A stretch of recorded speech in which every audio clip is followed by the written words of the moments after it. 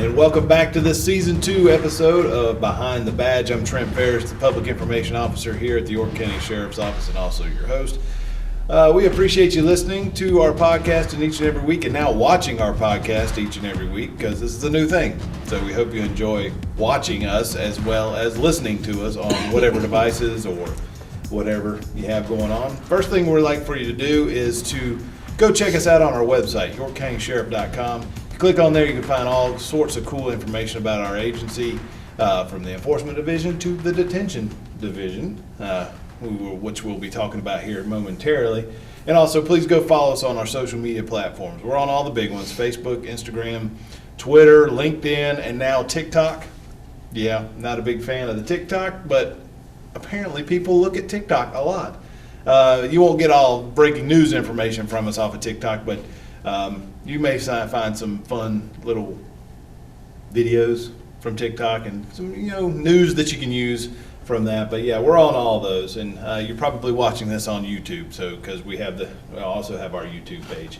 This is all to effectively get you the right information at exactly the right time, so you can make right and informed decisions.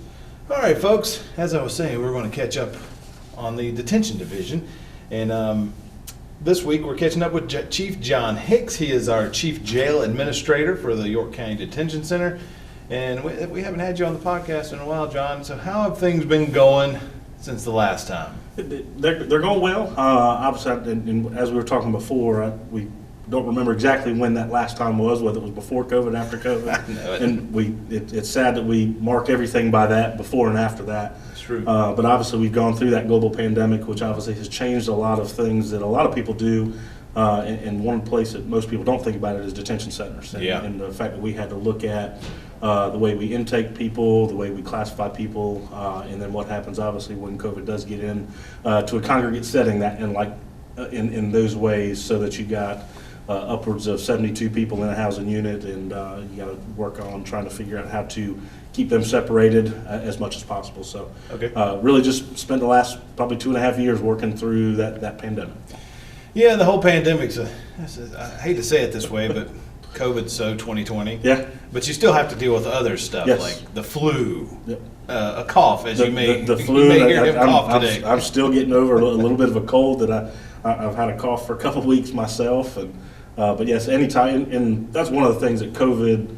Most detention facilities have dealt with communicable diseases from the flu, from everything else. Mm-hmm. So we were somewhat prepared for that, but not to the degree that obviously it had. And obviously we had to make some different changes in throughout our policies. So the biggest thing, though, is not necessarily is what you think of is the day-to-day operations, but you need people. Absolutely. For the day-to-day Absolutely. Operations. So how is the hiring going over there at the York County? So we are in no different than any other detention facility across the state, across the country. That we definitely need good people. Mm-hmm. We don't want to just sacrifice our standard. We don't want to sacrifice what we do in the background process. But we are short people. We're about 24% vacant right now. Mm-hmm. The state average is close to 30, and there's quite a few facilities actually even higher than that, in the 60-70% range. Mm-hmm. So Again, I'd probably biased, but I do believe we run one of the best facilities in the state. Oh, no, don't be biased, because you're right, so we do. But we are short, and we are looking for the right people, spending our time really trying to find those that have the honesty, character, integrity that we're looking for. I was reading an article just the other, this past weekend. I think it's an agency out in California, some county up northern California, actually had to stop patrols during the day for their normal enforcement patrols to staff people in their detention center and only patrol at night because it's that bad. They said it was critical, but we're not in that case. No, not even close. We're able to handle both sides of the house, the Enforcement Division and the Detention Division. While we are short, we are still maintaining coverage throughout the facility and haven't had to make any major changes in that. Terrific. So, but if you've been following us on our social media pages and all that stuff, you've noticed a new thing that we're doing. Mm-hmm. And I guess let's jump backwards before we get into that. Trying to get people to come and join. I mean, it is what it is. I mean, it's not the most glamorous job in the world, Correct. but it can be the most Correct. rewarding job Absolutely. in the world. So we've gone to things like the state fair. Yeah, we did, this year we decided to try the state fair. Obviously, as a large number of people go through the state fair each year, so we got the booths there, had our recruiting staff there. You were even there one day. Did my best, boss. So we did get some applications out of that. So again, we're working on them, working through that background process. But we're really trying to figure out different ways to recruit new people that want to do this. Yeah. Because it's not the easiest thing to do, because it's not a public thing that people can go see and do. So we've got to try to find out different ways with working through local community colleges, through state colleges, through recruiting fairs, through that. We had 2 hiring events earlier this year. Yeah. That were highly effective, and we were able to hire some people out of both of those. So we're trying different things just to be able to showcase what we do on a daily basis. One more step into the Wayback Machine before we go into what I was going to talk about, those hiring affairs. We had it at our York County Training Center. The first one had a ton of people show up. The second one had a ton of people show up. I think you said at one time it was like, how many people showed up? I think each of them, I think, were just a little over 30. I think we had about 35 show the first time, and right at 30 show the second time. That's what I wanted to say, it was 30. And out of that, you got to leave, how many people? I think that with the first hiring event, we hired probably about 13. Good. We hired a bunch out of that one, and I think we hired about 7 or 8 out of the second one. So both of them were highly successful for us. Okay. So out of that, I guess the next thing is we have this new thing. A lot of people have that misconception of what goes on behind the walls. Absolutely. I mean, it's like you said, it's not a public place where you can just walk in like just go see what's going on. It's a prison facility, it's a jail, a detention center. You just can't walk in off the street to see what's going on. Correct. And I guess that's what most people would say that kind of hinders them from coming into the detention facility or choosing a career in correction. And I think it's twofold. It's one, they can't see it, and then they see what is out there on TV. Yeah. Whether it's movies that portray different things different ways, or even when you look at the reality shows like your lockups, your 60 Days In, your jail, all of those different things. While they are realistic in the interactions that they have, it doesn't paint the daily picture. Right. In and out that we deal with. A lot of times they show where force has to be used almost all the time. Yeah. Where, while yes, that does happen, but it doesn't happen on a frequent basis as those shows portray. And it may take them months to film for a 30-minute. So real quick, shout out to your Office of Professional Standards crew. Absolutely. Lieutenant Blauser and Sergeant Hewitt, they came up with a new idea. Yes. I thought it was genius. Because it was like, okay, if you are on the edge or on the fence and wanting to come work in our detention facility and just be a part of our team, be a part of the family, but you just don't really know what goes on behind the walls, well, come on in, we'll show you. And then you can fill out an application once you realize it is a great career and a great place to work. So tell me about that. What are the rules and what's going on with that? So we're doing kind of open tours in kind of we typically would do this tour once you've applied and you come in for kind of our testing day. Then we would take you on a tour of the facility, kind of show you around, show you inside of a couple of the housing units. So you can kind of feel and see what the facility looks like. Yeah. Because again, you can see on TV all day long, but until you actually get inside it, then you really don't know. Yeah. So we're going to flip that to the front end side of it for people that are just interested in it, not sure if they even want to apply, to be able to come in and take a look. And then we'll do that tour, and then we'll start talking about that paperwork, and we'll have the ability to do the application. Some of our longer paperwork processes during the background process will kind of speed that part up. Yeah. But this gives everybody an opportunity just to be able to see it before, and so that they can make the decision whether or not they want to pursue it or not. Even, I think, Leadership York County, take them on the people who are leaders and movers and shakers in the county, they come and take a tour. I brought in the news media, our local journalists and reporters and everything, even some assignment managers from Charlotte. They came down and took a tour. Yeah. And a lot of them, their comments afterwards are different than their comments beforehand. Right. They realize, well, I didn't realize everything that goes on or what it looks like to be, because we're a direct supervision facility, so our officers stay inside those housing units with those inmates 24 hours a day. Right. And that can be intimidating until you really see the setup and how that all works.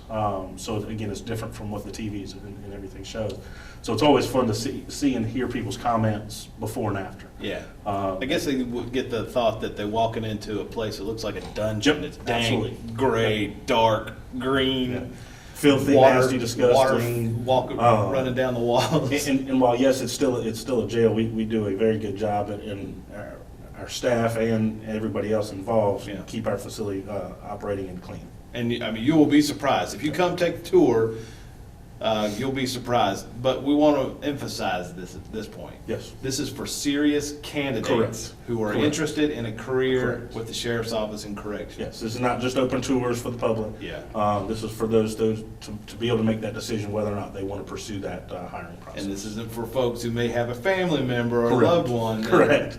Currently incarcerated. There's not going to be a lot of contact between the inmate population and those that are taking that tour.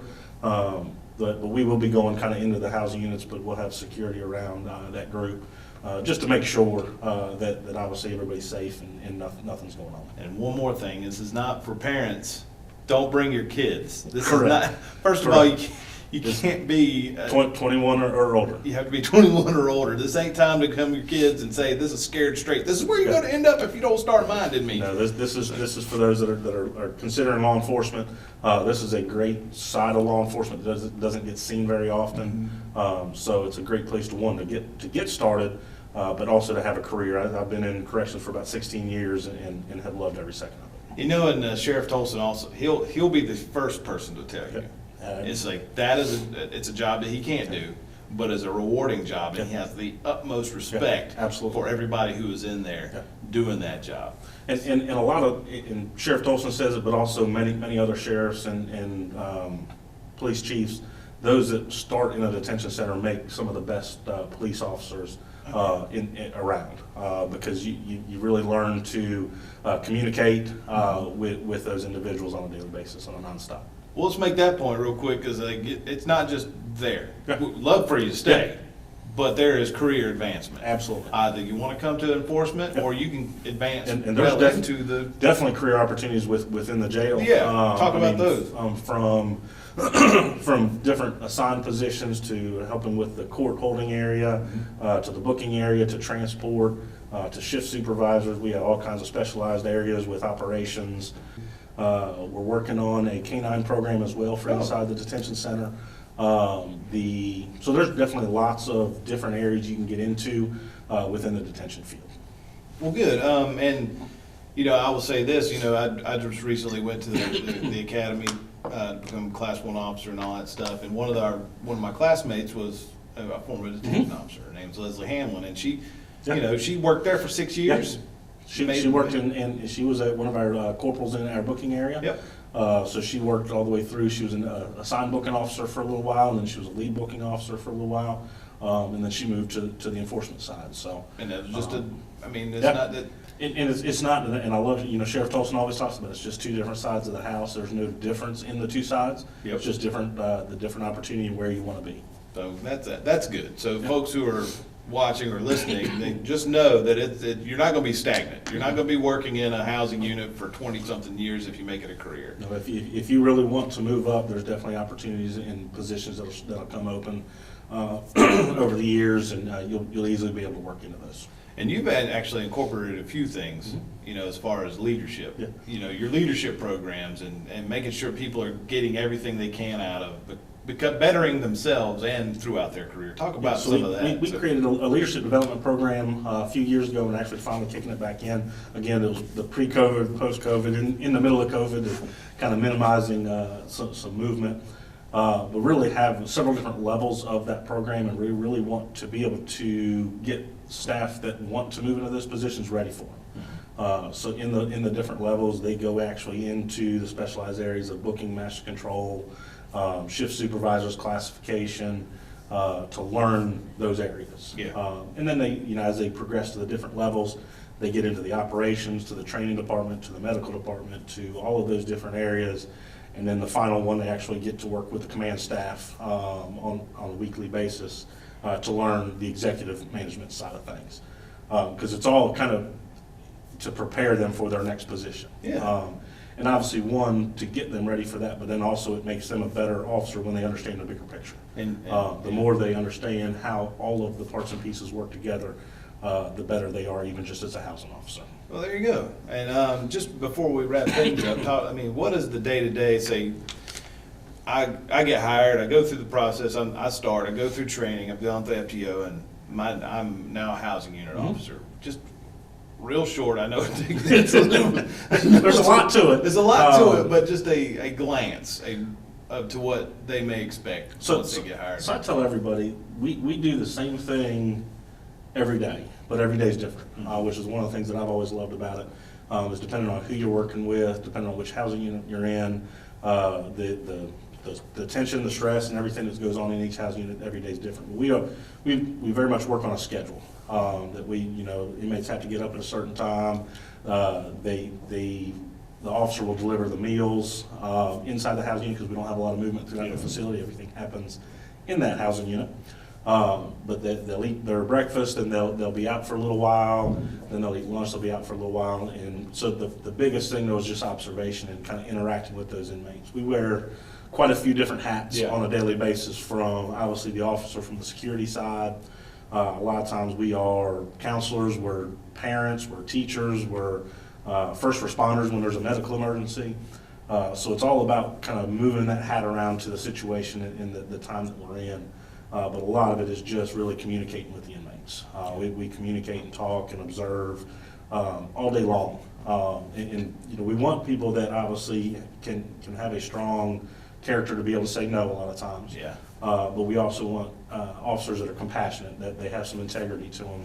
That just because the inmates are here inside the jail doesn't mean that they are necessarily bad people. Right. The majority of them just made a bad decision at the wrong time.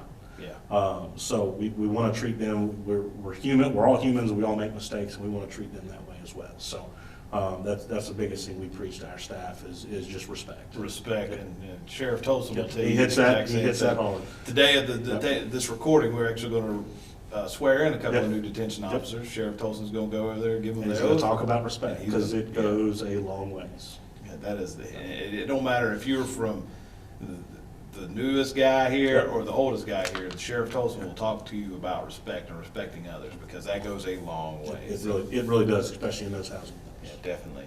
So through November 18th, the day of this, you'll hear this podcast is going to be broadcast on November 18th. It's a Friday.